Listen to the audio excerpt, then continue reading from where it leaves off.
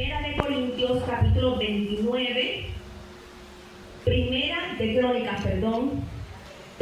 Crónicas, capítulo 29, versos del 29 al 30.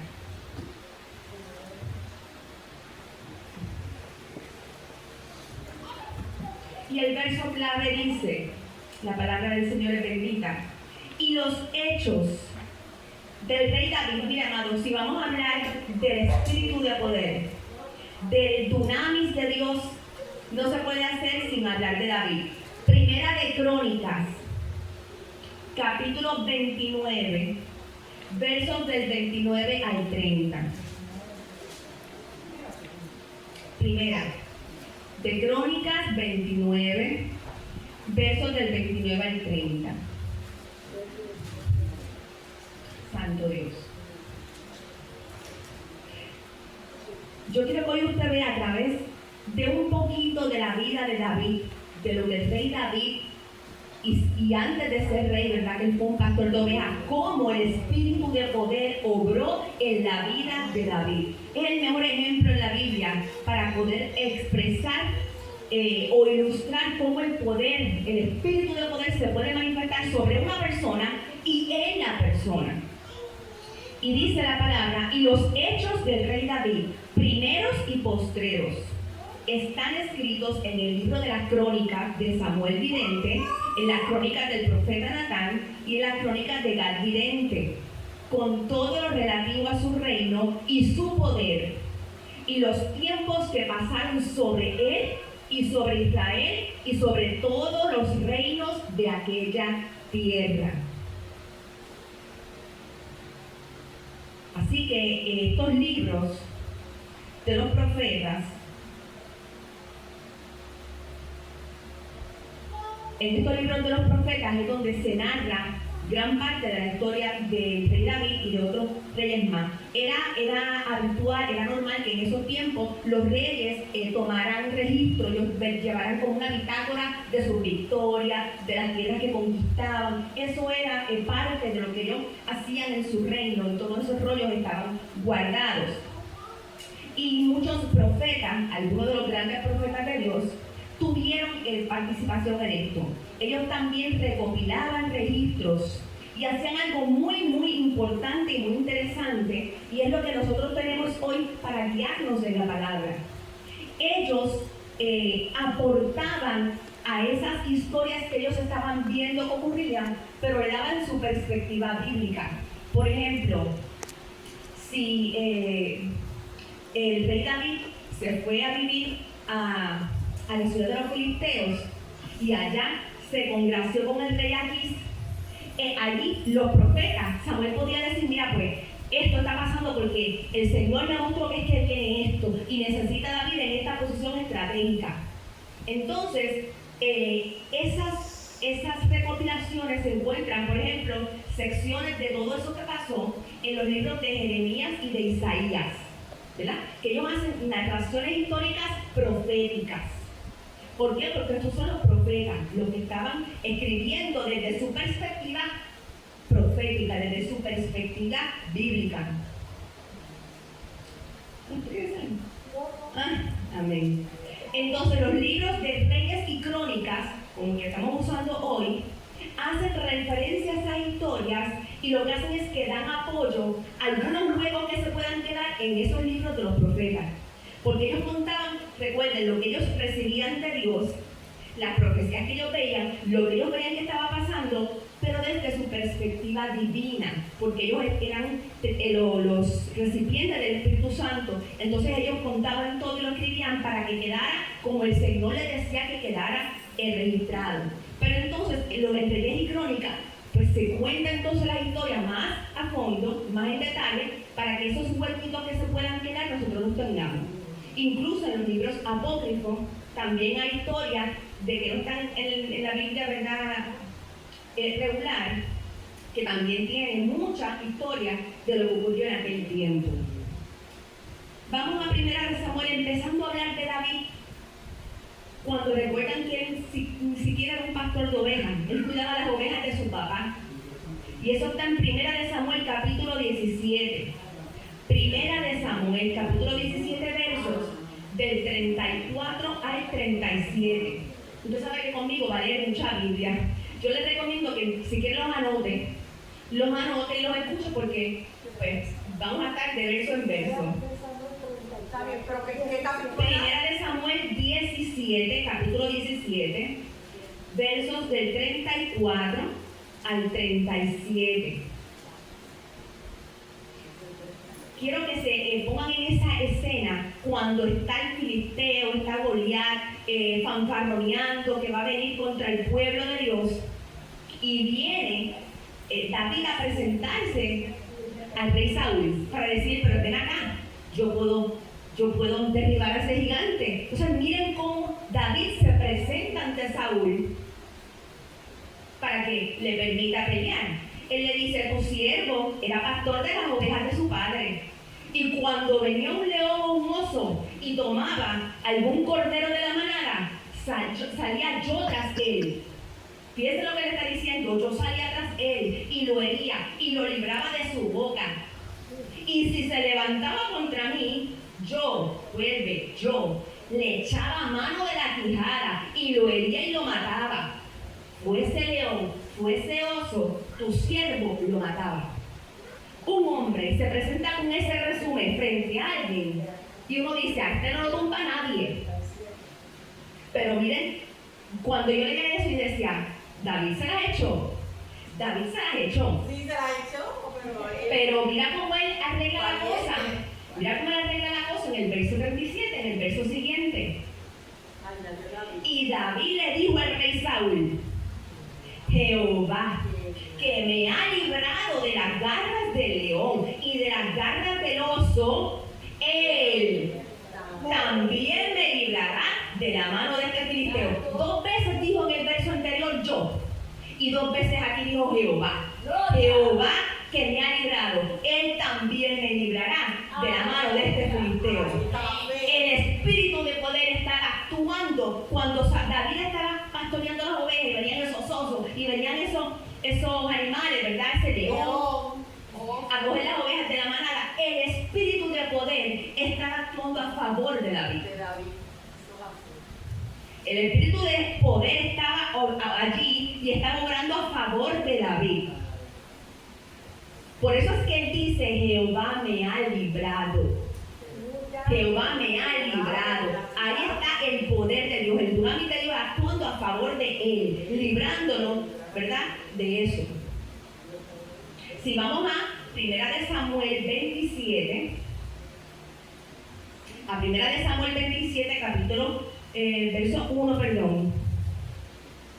Pero hubo la aprobación, acuérdate, hubo la aprobación en lo último que leíste, hubo la aprobación, y le dice Saúl a David, ve y Jehová es contigo, porque, la aprobación. Sí, porque acuérdate que David lo que se presentándose porque él quiere hacerlo.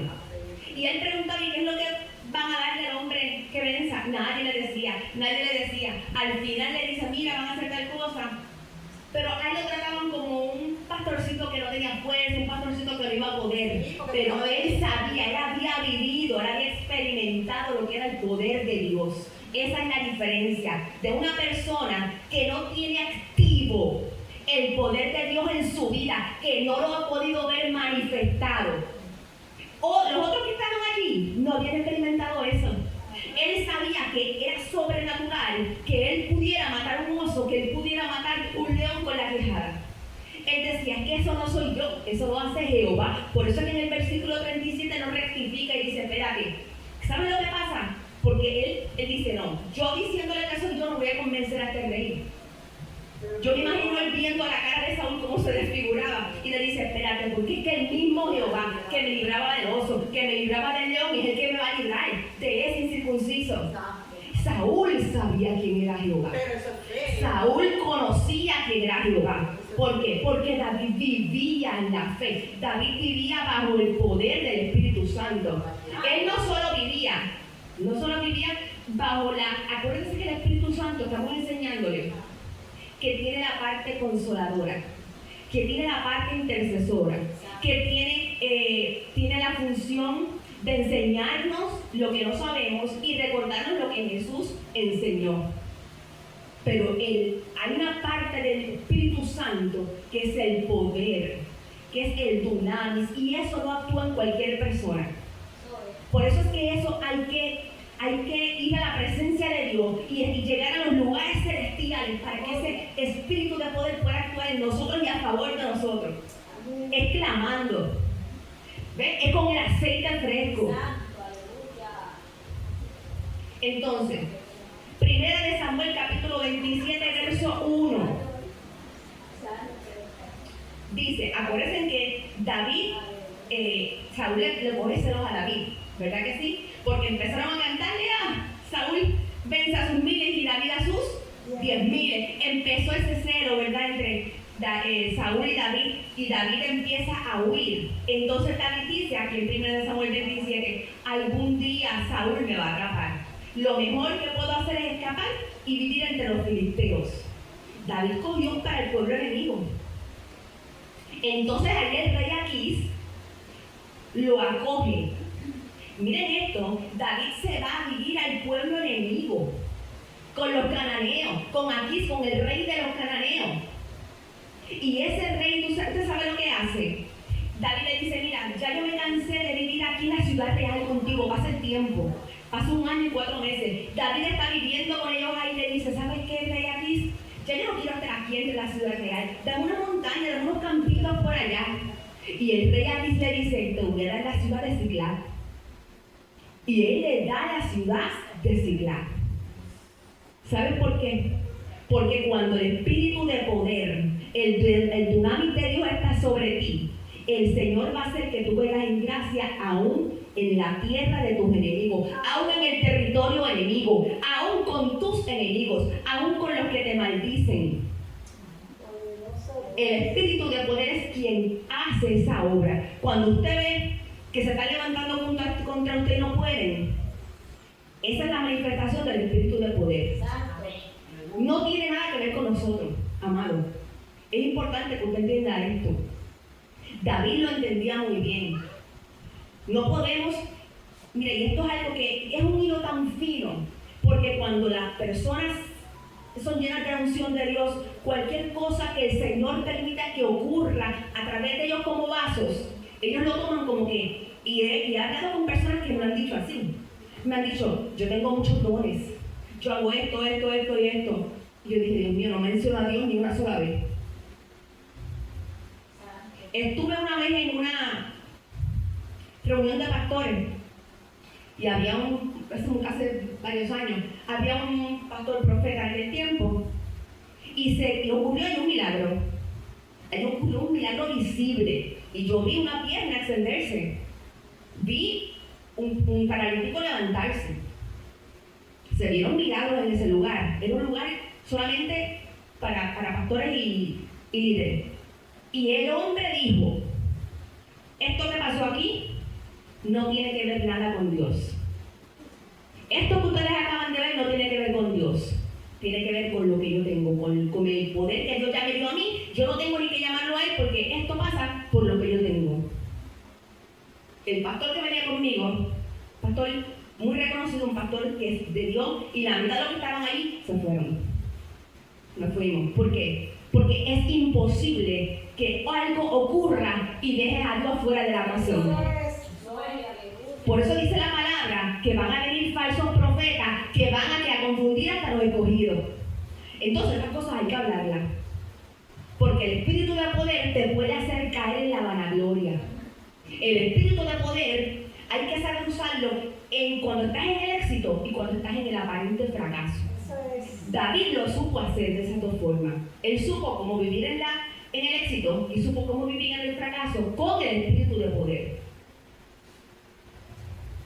Así que allí vivieron 1 año y 4 meses y dice que David no dejaba, mira amado qué poderoso, no dejaba ni a una sola persona con vida en los pueblos que atacaban. No dejaba ni a una persona con vida. Eso es algo totalmente sobrenatural. Si vamos luego a 1 de Samuel 26, vamos a ver que después sigue la vida de Saúl, de David, y él tiene la oportunidad de tener a Saúl. Recuerden que él era exiliado, por eso tuvo que irse. Él estaba siendo perseguido por Saúl. Saúl se ensaña con él y llega el momento en que encuentra a Saúl dormido. ¿Recuerdan ese pasaje, verdad? Y Saúl tiene su espada ahí con su botellita de agua. Y David y Abisai lo encontraron dormido y Abisai le dice a David, mira, esta vez el Señor ha entregado el enemigo en tu mano. Déjame que lo clave en la tierra con un solo golpe de mi lanza. No va a hacer falta ni que le dé 2 veces. Mira lo que le dice Abisai a David. Si David fuera un hombre que no estuviera en comunión con el Espíritu Santo en ese momento, que no tuviera la fe, que no conociera al Señor como él lo conocía, él hubiera dicho sí, claro que sí. Pero mire lo que David dice. ¿Quién quedará inocente después de atacar al ungido del Señor?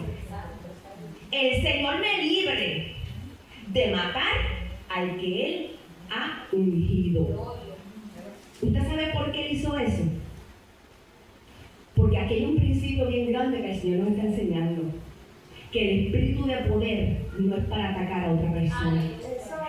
Sea creyente o sea incrédula. El espíritu de poder no es para eso. Y hoy día lo más que se ve por ahí es que el ataque contra las personas. Caen en la trampa del enemigo, del conflicto, de la contienda, de la ira, de la disensión. ¿Dónde está obrando el espíritu de poder ahí? Está contristado. Vamos a aprender eso ahorita. No es que se va. El Espíritu Santo no se va de ti, no te abandona. Él hace morada. Y eso es parte de lo que el Señor instituyó en el nuevo pacto. Pero ¿sabes qué? Se sofoca, se contrista.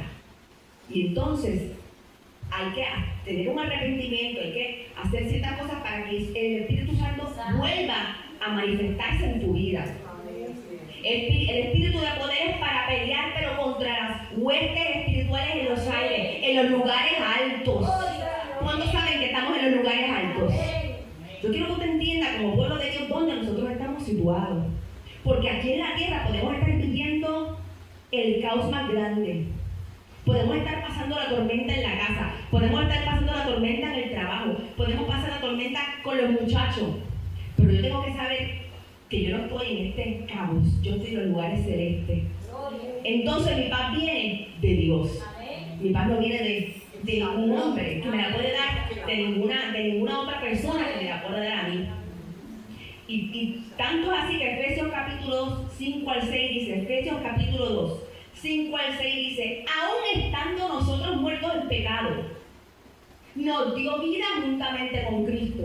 ¿Cómo fue que nos dio vida? Cuando le recibimos, cuando Él muere, ¿verdad? Y Él deja con nosotros el Espíritu Santo. Y juntamente con Él nos resucitó. Teníamos muerte. Ahora Él nos da vida eterna. Por eso dice, nos resucitó juntamente con Él. Y asimismo nos hizo sentar en los lugares celestiales con Cristo Jesús. Mira, amado, cuando usted piensa dónde está Cristo Jesús, al lado mío. Conmigo está el Espíritu Santo, pero Jesús, yo estoy sentada con Él en lugares celestiales. Y a veces vemos a Jesús tan lejos, como un ser tan lejos, es que nosotros estamos ahí, no lo entendemos, no echamos mano de eso. Por eso es que el Espíritu de poder es algo tan fuerte. David caminaba con Jesús sin él saber lo que estaba pasando. Pero ahí es que actúan los misterios de Dios. ¿Ven? Ese muchacho estaba tan metido con Dios. Él danzaba cuando le decía el loco. Él hacía cosas que su espíritu le enseñaba a hacer. Por eso dice la palabra que el Espíritu Santo te enseña todas las cosas. Y él danzaba. Y lo que no sabían los demás es que cuando él danzaba, él estaba esparciendo, él estaba liberando las huestes celestes que estaban allí. Por eso es que no quedaba ni una persona con vida. Cuando él tocaba el arpa, eso se lo enseñó el Espíritu Santo. Por eso es que esas melodías del arpa no eran para entretener, eran para liberación. Era el espíritu de poder manifestándose a través de la vida. Otra de las cosas que hace David es que somete a los filisteos en Medel-Ama, ¿verdad? Eso está en Primera de Crónicas, capítulo 18. Porque cuando David se convierte en rey, todo esto van a ver que tiene un propósito. Estoy recordándole un poquitito de la vida de David. Léanse esos libros de Primera y de Segunda de Samuel, porque es que son tan y tan poderosos. cuando él va a la ciudad de Gat, de hecho, cuando David se convierte en rey, él empieza a conquistar toda esta tierra filistea y empieza a tomar los territorios, ¿verdad?, bajo su liderazgo. Pero ocurre algo en la vida de David, que es lo que todo se veía como que bien, como que estaba poderoso, como que todo estaba ejerciendo dominio de lo que Dios le había dado, hasta que cae en un pecado grave. ¿Qué le pasó a Davidcito aquí? Él codició a la mujer del prójimo. No solo la codició, ¿qué hizo? Mandó a matar al esposo Urías, se queda con ella. ¿Verdad que sí? Al frente me lo mataron. A partir de ahí, el Señor lo perdona. El Señor lo perdona, pero él tuvo que arrepentirse de verdad, tuvo que perder ese primer hijo. Dios no se lo dejó pasar. Moisés, por golpear la piedra, no vio la tierra. Daniel tampoco pudo. Fallaron, pero Dios los perdonó, porque Dios los elevó. ¿Y qué pasó con David? El hijo primero, fruto de ese pecado, muerto es. De ahí en adelante ocurren rebeliones en la vida de David, crisis, guerras internas, pero en su casa. Mira cómo empiezan las consecuencias del pecado. El Señor no lo había abandonado. El Señor no lo había abandonado, pero había contristado. Y ahí empiezan las consecuencias. Enfrentó crisis como la rebelión de su hijo Absalón. Su mismo hijo Absalón le quiso quitar el trono. Pierde a su hijo, al hijo que tuvo con Betsabé. Así que dentro de todo lo que él hizo, él tuvo que vivir las consecuencias de ese pecado, ¿verdad? En el momento en que se alejó del Señor. Sabemos que él derrotó a los de Moab, derrotó a la alianza de Siria, que eso nadie en la vida lo había hecho, nadie en la historia bíblica. Pero David, mire lo que hizo, recibió el aplauso de parte de las naciones. Él recibió el aplauso, pero le dedicó todo a Jehová, porque él sabía que los elogios y la gloria le pertenecían a Dios, no a él mismo. David pudo manejar bien el éxito, así como el aparente fracaso. Un hombre que pecó, que amaba a Dios como lo amaba. Es que tenemos que ponernos en los zapatos de él. Ponernos en esos zapatos cuando como el hijo pródigo, cuando vuelve en sí y cae en tiempo de contra lo que yo hice. Yo me fui de la casa de mi papá y yo voy ahora a pedirle que me dé todo de vuelta, ¿no? Que me haga por lo menos como uno de sus jornaleros.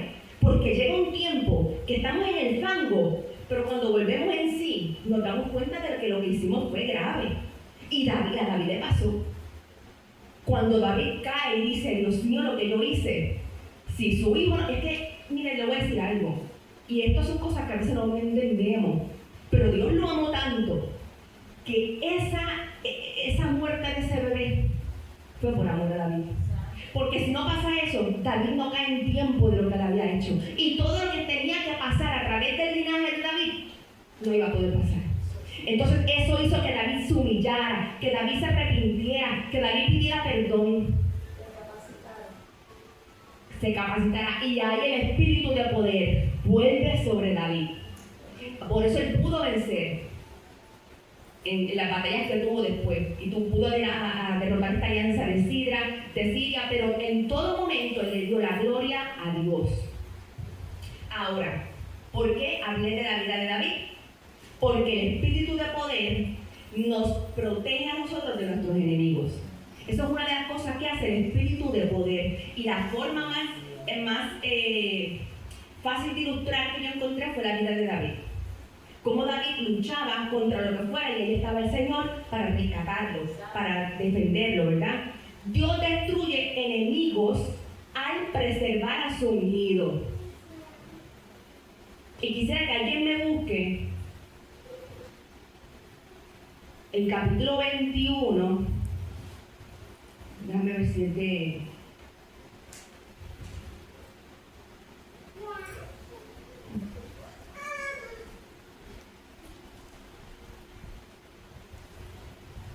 Okay. Primera de Crónicas 21. O déjame ver, ¿será ahí o la primera de Samuel?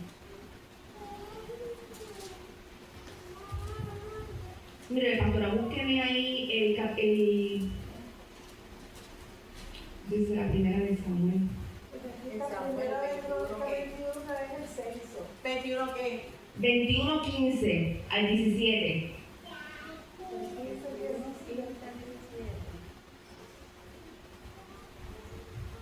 No, porque el capítulo 21 llega hasta el 15. No puede ser de Samuel.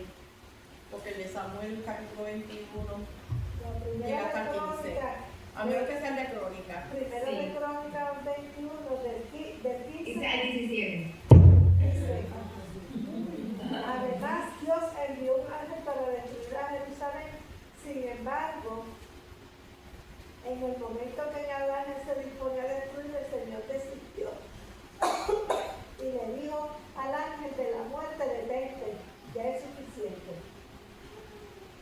En ese momento, el ángel del Señor estaba de pie junto al campo de trigal de Arauna, en Jebuseo. David levantó la vista y vio que el ángel del Señor estaba entre el cielo y la tierra con su espada desenvainada extendida sobre Jerusalén. Entonces David y los líderes de Israel se pusieron tela áspera en señal de su profunda angustia y cayeron rostro en tierra. David le dijo a Dios: ¿soy yo quien pidió el censo? ¿Soy yo el que pecó e hizo el mal? Pero estas personas son tan inocentes como ovejas. ¿Qué han hecho? Oh Señor mi Dios, que tu enojo caiga sobre mí y mi familia, pero no destruyas a tu pueblo. Exacto, él preservó a su ungido y él vio el ángel de Jehová. ¿Ves? Dios destruye a los enemigos, amados. Eso no nos toca a nosotros.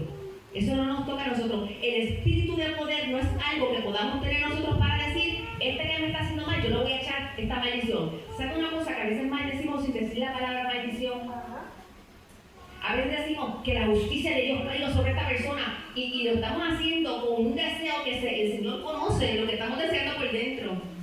Ajá. A mí me ha pasado y le tengo que pedir perdón al Señor. Le digo: Señor, perdón, porque lo dije bajo un poquito de coraje. Así que hay que tener cuidado cuando usted va a hablar sobre una persona enemiga.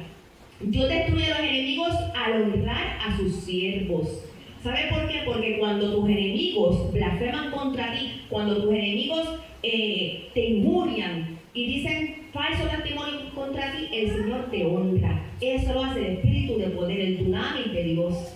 ¿Ves cómo el Espíritu Santo tiene diferentes funciones dentro de nosotros? Dios destruye a los enemigos al cumplir su promesa. Si el Señor habló algo de ti, Él lo va a cumplir. Y Él va a destruir lo que tenga que destruir, pero eso le toca a Él. Si Él dijo que iba a hacer algo contigo y alguien se interpone en eso que el Señor dijo que iba a hacer contigo, el Señor va a sacar lo que tenga que sacar del medio. Por eso hay personas que el Señor va a ir sacando de tu vida. Hay lugares de donde el Señor te va a tener que sacar. Y eso solamente lo hace Dios a través del Espíritu de poder. Dios destruye enemigos silenciando a sus enemigos. A nuestros enemigos los silencia Dios. Amén. Hay gente que le va a querer hablar a personas sobre usted. Hay gente que va a querer venir a injuriarle a usted. ¿Cuántas veces no ha querido venir alguien a hablar de usted y la persona se queda muda como que no puede hablar? Ahí el espíritu de poder actuó y silenció a esa persona. Porque nosotros somos los ungidos de Jehová. Y Él no va a permitir que nada nos toque. O sea que Él nos preserva. Él nos honra. Destruye a nuestros enemigos porque cumple su promesa en nosotros y silencia lo que quiera venir a mancharnos a nosotros. El espíritu de poder o dunamis, si lo vemos en Segunda de Timoteo capítulo 1 verso 7 dice: es la fuerza divina y activa del Espíritu Santo que capacita a los creyentes para superar obstáculos, para testificar con valentía y vivir conforme a la voluntad de Dios. O sea, que el espíritu de poder es lo que permite que Obi se pare en un culto evangelístico a poder hablar de su pasado, a poder hablar con audacia de lo que pasó, ¿verdad? A poder decirle a la gente: mira, Cristo viene. Es lo que hizo que Gigi Ávila estuviera toda su vida diciendo: Cristo viene, arrepiéntanse. El espíritu de poder actuaba a través de Gigi y en Gigi. ¿Ves? O sea, el Espíritu Santo de poder puede actuar en tu vida y a través de ti, de dos formas. Ya no va a haber timidez, sino fortaleza interior, amor y dominio propio. Todo eso es lo que da el espíritu de poder. Cuando hablamos de dominio propio, es el espíritu de poder manifestándose en tu vida. Fortaleza es el espíritu de poder manifestándose en tu vida. Cuando se quebranta la timidez en tu vida, es porque ya se pudo manifestar en ti el espíritu de poder. El dunamis de Dios tomó ya control de tus emociones. Pero eso solamente ocurre cuando le damos la oportunidad a gente que lo haga. Características del dunamis. ¿Qué nos permite hacer el dunamis de Dios? Nos da la capacitación divina, como dijo la pastora ahorita. Capacitó a David en toda su carrera. El espíritu de poder da capacitación divina. Es una fuerza sobrenatural del griego dunamis que capacita a la iglesia para realizar la obra de Dios, no basada en la fuerza humana. Un ejemplo era Sansón. Sansón, que no supo usarlo. No lo supo usar. No lo usó. Él no es que no tenía sabiduría tampoco. Él la mujer dos veces cayó con la mujer en la trampa y en la tercera viene y le dice lo que es. O sea que ni viendo que, espera, que ya hasta 2 veces me ha preguntado y en la tercera vez va y le dice la verdad. No tenía. O sea que capacita a la iglesia para realizar la obra de Dios, como estaba diciendo, es lo que nos permite tirarnos a la calle, buscar a la gente, ir a los lugares donde nadie quiere ir. Yo recuerdo un tiempo cuando yo tenía los nenes bebecitos, tendrían como, no llegaban ni a los 2 años. Entonces la iglesia que teníamos, había unos jóvenes que vivían, como decir, la Perla, en San Juan, pues en un lugar que era así, en Gurabo, porque la iglesia estaba en el pueblo de Gurabo, y había una escalinata. Ay, sí, yo he ido ahí. Y ahí nosotros nos metimos con los 2 nenes a llevar a un muchacho para ir a la iglesia. Y yo miro aquí a mi esposo y yo digo, vamos confiados. Y él dijo, no se preocupen, que a ustedes no les va a pasar nada, porque ustedes están conmigo. Y como ellos me conocen, yo les digo que ustedes son los pastores y que no va a pasar nada. Así pasa cuando nosotros vamos a esos lugares. El Señor, así como el Señor estaba con nosotros, y como estaba con nosotros no iba a pasar nada. Y yo sé que como quiera el Señor nos iba a librar. Así pasa cuando nosotros vamos a lugares donde otra gente no se atreve a ir. El espíritu de poder va con nosotros. Da audacia y valentía. Contrario a la cobardía, este espíritu imparte valentía para compartir el evangelio y soportar dificultades sin temor. A veces estamos pasando tremenda prueba y nosotros mismos decimos, ¿cómo sigo en pie? ¿Cómo yo puedo tener esta fuerza para aguantar esto que yo estoy viviendo? El espíritu de poder está manifestándose en tu vida. Dale gracias a Dios que ya está. El Espíritu Santo está activo dentro de ti y está actuando a través de ti. Dominio propio nos da autocontrol. Permite controlar los pensamientos. Mire todo lo que hace el Espíritu de poder. Permite controlar los pensamientos, los deseos carnales y mantener una mente sana y centrada en la verdad, incluso en situaciones difíciles. Por eso es que no podemos contristar al Espíritu Santo, amado, porque perdemos demasiado. Por eso es que usted ve tanto creyente perdido. Me refiero a que, por ejemplo, está pasando una situación y tal vez la pastora lo ha vivido, yo también lo viví. Vienen donde ti te dicen, esto me está pasando, aquí no, o sea, se quedan en el problema, no pueden verle la solución al problema, ven como que todo está contra ellos. En negación, no quieren salir de la depresión, no quieren salir de la cama. ¿Por qué? Porque hay algo que ha pasado en sus vidas, poco a poco se ha contristado el Espíritu Santo y ese espíritu de poder se ha apagado, se ha sofocado, como cuando una velita se va apagando. Y esa persona ya no puede tener la claridad en sus pensamientos, el autocontrol, el dominio propio que da el espíritu de poder. El Espíritu Santo te va a seguir consolando en medio de ese problema, en medio de esa dificultad. El Espíritu Santo va a seguir ahí. Yo quiero que entiendas eso. Él no se va. Él no se va. Porque el Señor lo dejó para que se enamora. La morada significa que va a vivir con nosotros. Y dice en 2 de Timoteo, capítulo 1, verso 7, porque no nos ha dado Dios espíritu de de cobardía. ¿Qué nos dio Dios? Espíritu de qué? De poder, de amor y de dominio propio. Y está escrito claramente. Ese es el espíritu que nosotros tenemos. ¿Qué más nos ofrece el dunamis de Dios? Amor y servicio. Amor y servicio. El poder se manifiesta en servicio sacrificado y amor, no en autoritarismo. No en autoritarismo, reflejando el carácter de Dios. También nos da transformación y acción. Es el poder en acción que cambia las vidas. Cuando usted quiere hablarle a alguien y usted quiere convencerlo de todo pecado, ahí usted implora el espíritu de poder. Señor, tu espíritu de poder derrámate en este momento y convence a esta persona de todo pecado. Dice Efesios capítulo 3, verso 20, y a aquel que es poderoso para hacer todas las cosas, mucho más abundantemente de lo que pedimos o entendemos, según el poder que actúa en nosotros. ¿Se fijan?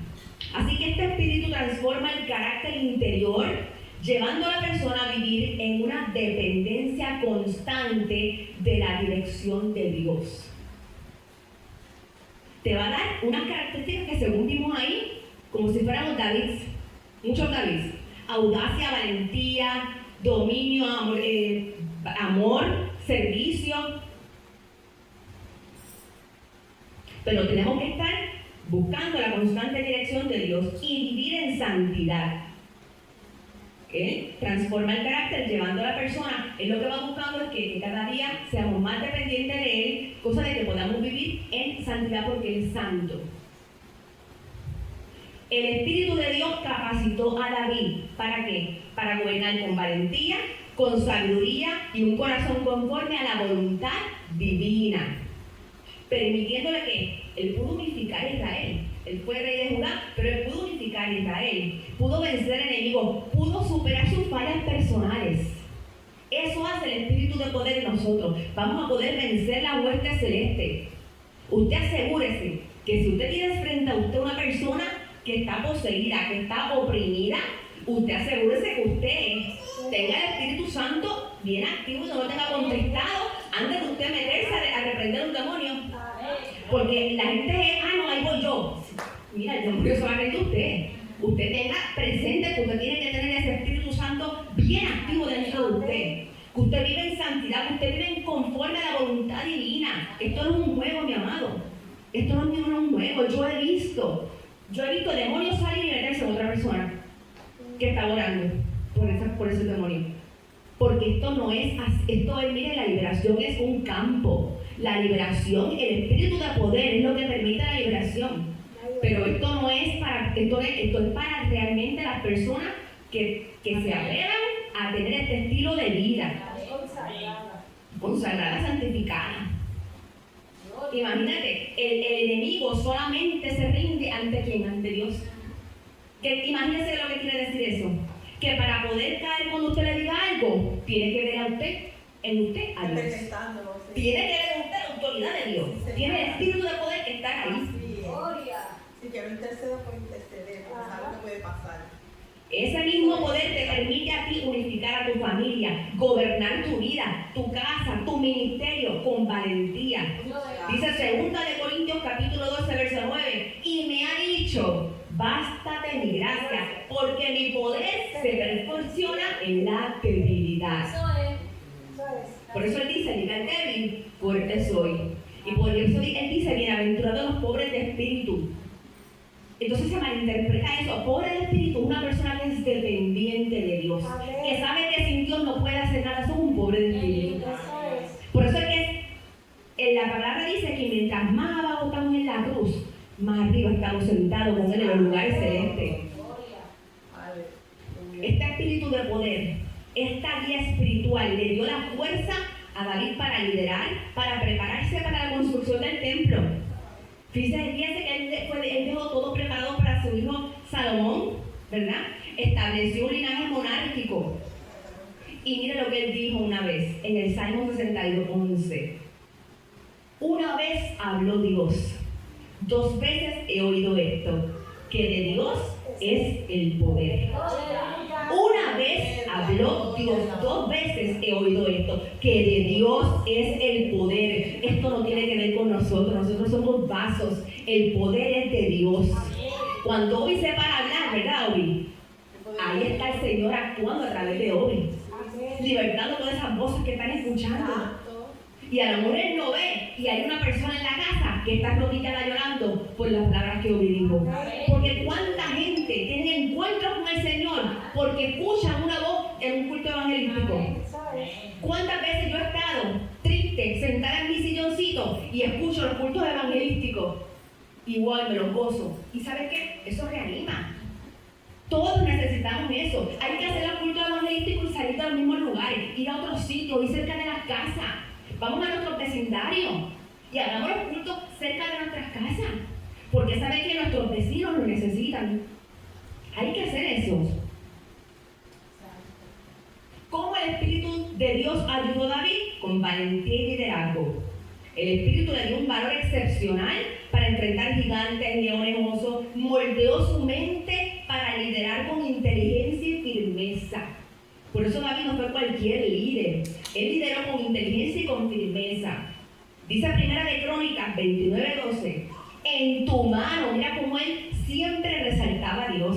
Es que es algo bello. Él nunca tomó la gloria para él, nunca. Y eso hoy en la vida lo estamos viendo cómo escasea. Como si ahora tú en vez de decirle el nombre a la persona, tú no le dices apóstol, se te ofende. Mira, amado, estamos hablando que cuando los apóstoles en la Biblia eran que los más perseguidos, los que más servían, los que servían desde las cárceles, los que pasaban hambre. Entonces los apóstoles, y hay que decirlo, si tú no le dices el nombre, si le dices el nombre, apóstol. A mí me lo han hecho, dice obispo. Y yo, obispo. Me pasó una vez en un aeropuerto que me encontré a un apóstol, le dije, ¿cómo está apóstol? Obispo. Yo dije, Señor, reprende esa arrogancia. Para que usted vea. Y Primera de Crónicas, capítulo 29, verso 12, dice, en tu mano está la fuerza y el poder, y en tu mano el hacer grande y el dar poder a todos. El hacer grande y dar poder a todos. Pero dice la Biblia que nadie tenga mayor concepto de sí del que debe tener. Ese espíritu de poder le dio una guía y para el propósito divino. Lo guió a cumplir su propósito divino. Dios le permitió servir a su generación y unificar a las 12 tribus en una sola nación bajo su dirección. Él cogió un pueblo en desorden, un pueblo dividido, y él unificó eso y se lo entregó a su hijo Salomón. ¿Cómo también ayudó el espíritu de poder a David? Le permitió tener un corazón arrepentido y sumisión. ¿En qué momento de su vida? Cuando pasó lo de Betsabé. Hubo otros momentos, pero ese es el característico de David, ¿verdad? Que a pesar de sus fallas humanas, David buscó a Dios, lo que le permitió arrepentirse sinceramente de sus pecados y mantener su relación con Él, distinguiéndolo de otros líderes. Fíjese cómo él instruyó a su hijo, a Salomón, le dijo, mira, yo te dejo todo esto aquí preparado, pero tú no hagas estar cogiendo mujeres extranjeras, no permitas que haya aquí culto a los dioses, no permitas que sacrifiquen niños. Y Salomón empezó bien. ¿Y qué pasó después? Empezó a enamorarse de las mujeres, de los lugares que conquistaba. Y esas mujeres que traían, los ídolos.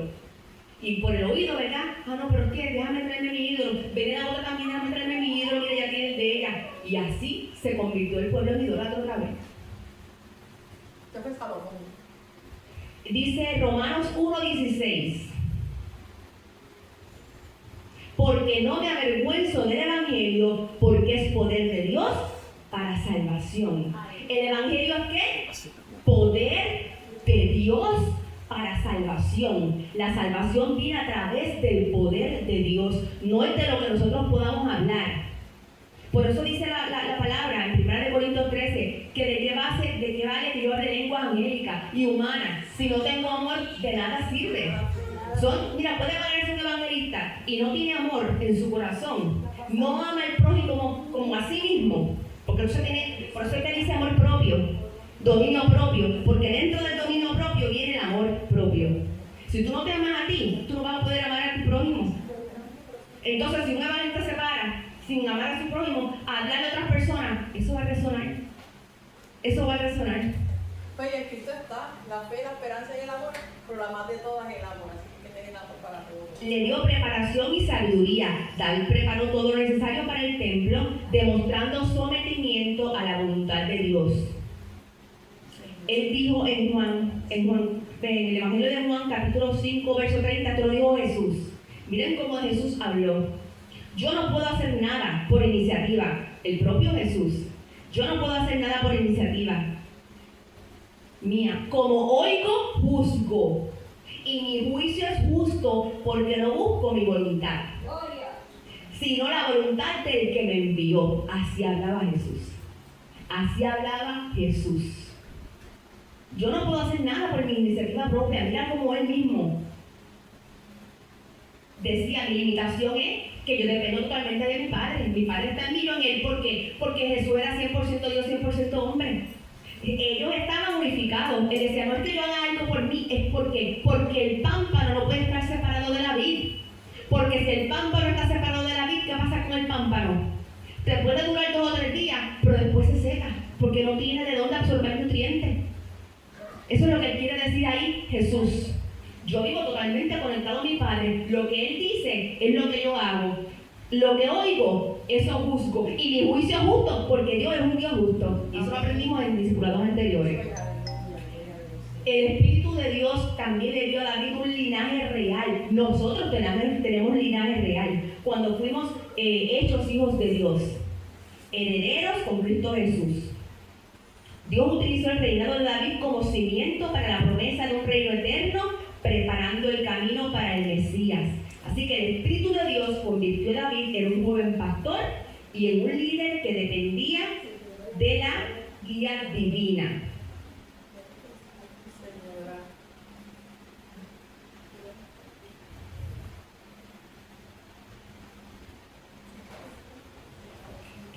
El espíritu de poder da conexión con el amor y el dominio propio. Dice que el poder bíblico no es opresivo.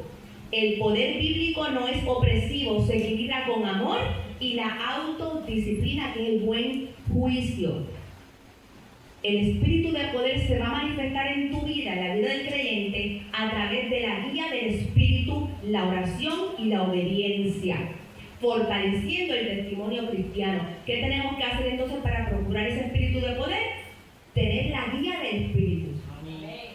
La oración y la obediencia activa.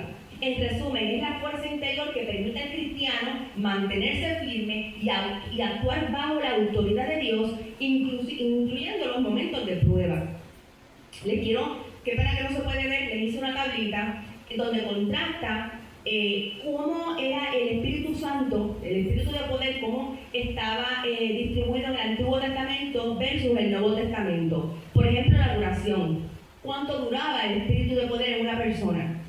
En el Antiguo Testamento era temporal, iba y venía, iba y así mismo podía retirarse, porque el Señor lo enviaba a quien Él quería para el propósito que Él quería. En el Nuevo Testamento, y esto es importante que lo sepamos, es una morada permanente. Nadie, eso de que el Espíritu Santo, yo lo voy a perder, no vas a perder el Espíritu Santo si tú eres hecho hijo de Dios, si tú aceptaste al Señor como tu único y exclusivo Salvador. El Espíritu viene a morar, el Espíritu Santo viene a morar dentro de ti. Él sí se puede conquistar, pero es una morada permanente, Él va a estar dentro de ti. El propósito, en el Antiguo Testamento, el Espíritu de poder venía para capacitar para un ministerio o para una tarea específica. Eso era en el Antiguo Testamento. En el Nuevo Testamento, el Espíritu de poder es el sello de la salvación y de la identidad de que somos hijos de Dios. Mira cómo todo viene a cobrar permanencia en nosotros. El Espíritu de poder me da identidad, me da el sello, es un sello, por eso es que no se va, es el sello de la salvación. La condición, ¿está condicionado el Espíritu de poder? En el Antiguo Testamento estaba sujeto a la obediencia o al designio divino para el cargo, como Dios, ¿verdad?, dispusiera que así fuera. En el Nuevo Testamento, ¿qué condición hay? Que seamos hechos hijos de Dios. Bajo el Nuevo Pacto, la relación con el Espíritu Santo ha cambiado radicalmente gracias a ¿qué? A la obra de Jesucristo. La permanencia que Jesús prometió que el Consolador, el Espíritu Santo, estaría con los creyentes para siempre. Eso nadie lo puede poner en duda. El que le diga a usted, es que ya el Espíritu Santo no está contigo. No. Que hayan cosas que el Espíritu Santo esté, no tenga manifiestas en ti, sí, pero que se va, no, eso no. Somos sellados por Dios. El apóstol Pablo enseña que los creyentes sellados con el Espíritu Santo en el momento de creer como garantía de su salvación hasta el día de la redención. O sea, es hasta el día de la redención. ¿Puede un creyente perder al Espíritu Santo? El Espíritu Santo no abandona definitivamente a un creyente genuino, ya que está sellado para siempre. Por eso que tenemos que conocer aquí, porque hay gente que viene a decir otras cosas. Sin embargo, ahora sí, el pecado no confesado, la desobediencia constante, la resistencia a la verdad, pueden entristecer o apagar su influencia, limitando la comunión con Dios y la vida espiritual. Ahí es que vemos a personas como perdidas, como dice perder el espacio. ¿Qué pasó aquí? Porque tienen algún pecado que no han confesado, alguna desobediencia que están haciendo constantemente y están contristando al Espíritu Santo. Algo están haciendo que delante de Dios no está bien y poco a poco van contristando al Espíritu Santo. Aspectos claves sobre el alejamiento del Espíritu Santo: entristecerlo. Pecados habituales o no confesados hacen que el creyente pierda la sensibilidad a la guía del Espíritu Santo. Cuando tú vas ya alejándote, pecando, sin darte cuenta, tú mismo ya pierdes la sensibilidad a la guía que te da el Espíritu Santo. Se apaga el Espíritu. Eso se refiere a que se sofoca su obra, o los dones o el deseo de vivir una vida santa, como una llama que se sofoca. Ya como que no te está preocupando mucho mantenerte en la santidad. Eso es un síntoma de que se te está contristando el Espíritu. ¿Ves? Las señales de que la comunión está interrumpida entre el Espíritu Santo y tú es cuando pierdes paz. Hay pérdida de paz, hay pérdida de gozo, hay inestabilidad emocional, hay dificultades en el perdón, se te hace difícil perdonar, hay rencor, hay actitudes como mentira o egoísmo. Esos son señales de que hay una comunión interrumpida. El único caso extremo, que es el que el Señor no perdona, es la blasfemia contra el Espíritu Santo, que es la oposición constante y endurecida a la verdad, lo que impide el arrepentimiento. De ahí que viene: no le eches perlas a los cerdos. ¿Cómo recuperarlo? Si yo me doy cuenta y he vuelto en sí, ¿cómo lo puedo recuperar? ¿O cómo podemos ayudar a otra persona si notamos que está pasando eso, ¿verdad? A veces en consejería. La comunión se restaura a través del arrepentimiento sincero y la confesión de pecado, lo cual renueva la limpieza espiritual. La falta de sensación de la presencia de Dios, escuche esto, la falta de sensación, el que yo sienta que Dios no está conmigo, no significa necesariamente que el Espíritu Santo se fue. Es a menudo un periodo en el que el Espíritu Santo me está diciendo: búscame más, dedícame más tiempo. A veces cuando sentimos como que, ay Dios mío, no siento lo que sentía antes, el Espíritu Santo te dice: hey, búscame, háblame, que me estoy contristando. El contristar el Espíritu Santo puede llevar a un cristiano a perder por completo la influencia de la fuerza activa de Dios en su vida, lo que es el Espíritu de poder. Esa dunamis lo puede perder si está contristando al Espíritu Santo. En el caso de los unidos, dice la palabra, ¿verdad? Es necesario que permanezcamos como fieles hasta la muerte para recibir la corona de vida inmortal en los cielos. ¿Ven? En el caso de los cristianos que tienen la esperanza terrenal, es preciso que demuestren fe en el sacrificio redentor de Cristo y se mantengan fieles a Dios para poder recibir el don de la vida. Y con eso terminamos. Amén. Así que procuremos no contristar el Espíritu Santo para obtener en su vida. Sean bendecidos.